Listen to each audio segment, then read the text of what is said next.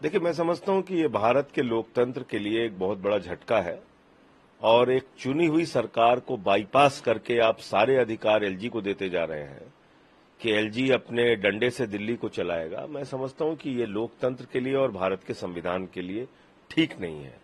तो इसलिए जो माननीय सर्वोच्च न्यायालय का फैसला आया है, पूरे आदर के साथ मैं ये कहना चाहता हूं कि इस फैसले से हम लोग बिल्कुल असहमत हैं और ये दुर्भाग्यपूर्ण है फैसला, लोकतंत्र के भावना के खिलाफ है फैसला और जो सुनवाई के दौरान कोर्ट की टिप्पणी थी, उसके बिल्कुल विपरीत फैसला है ये।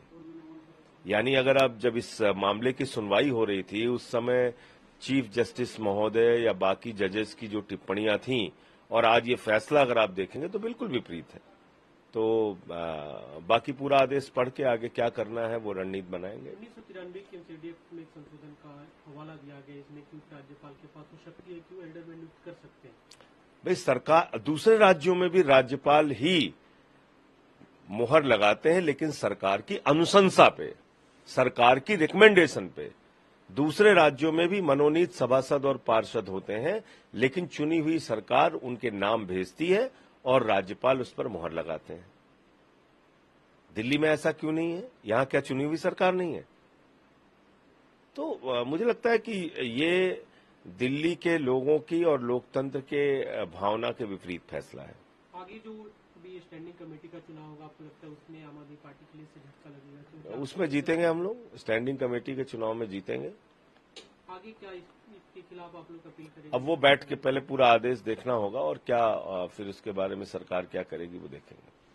देखिए, मैं समझता हूं कि ये भारत के लोकतंत्र के लिए एक बहुत बड़ा झटका है और एक चुनी हुई सरकार को बाईपास करके आप सारे अधिकार एलजी को देते जा रहे हैं कि एलजी अपने डंडे से दिल्ली को चलाएगा। मैं समझता हूं कि ये लोकतंत्र के लिए और भारत के संविधान के लिए ठीक नहीं है।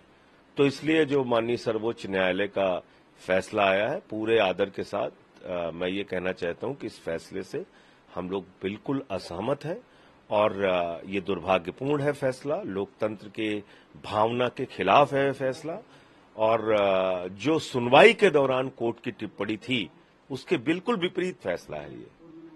यानी अगर आप जब इस मामले की सुनवाई हो रही थी, उस समय चीफ जस्टिस महोदय या बाकी जजेस की जो टिप्पणियां थीं और आज ये फैसला अगर आप देखेंगे तो बिल्कुल विपरीत है।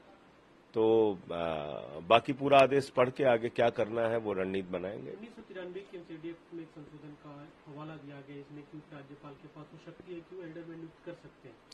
भाई, सरकार दूसरे राज्यों में भी राज्यपाल ही मुहर लगाते हैं, लेकिन सरकार की अनुशंसा पे, सरकार की रिकमेंडेशन पे। दूसरे राज्यों में भी मनोनीत सभासद और पार्षद होते हैं, लेकिन चुनी हुई सरकार उनके नाम भेजती है और राज्यपाल उस पर मुहर लगाते हैं। दिल्ली में ऐसा क्यों नहीं है? यहां क्या चुनी हुई सरकार नहीं है? तो मुझे लगता है कि ये दिल्ली के लोगों की और लोकतंत्र के भावना के विपरीत फैसला है। आगे जो भी स्टैंडिंग कमेटी का चुनाव होगा, आपको लगता है उसमें आम आदमी पार्टी के लिए से झटका लगेगा? तो उसमें जीतेंगे हम लोग, स्टैंडिंग कमेटी के चुनाव में जीतेंगे। आगे क्या इसके खिलाफ आप लोग अपील करेंगे? अब वो बैठ के पहले पूरा आदेश देखना होगा और क्या फिर उसके बारे में सरकार क्या करेगी वो देखेंगे।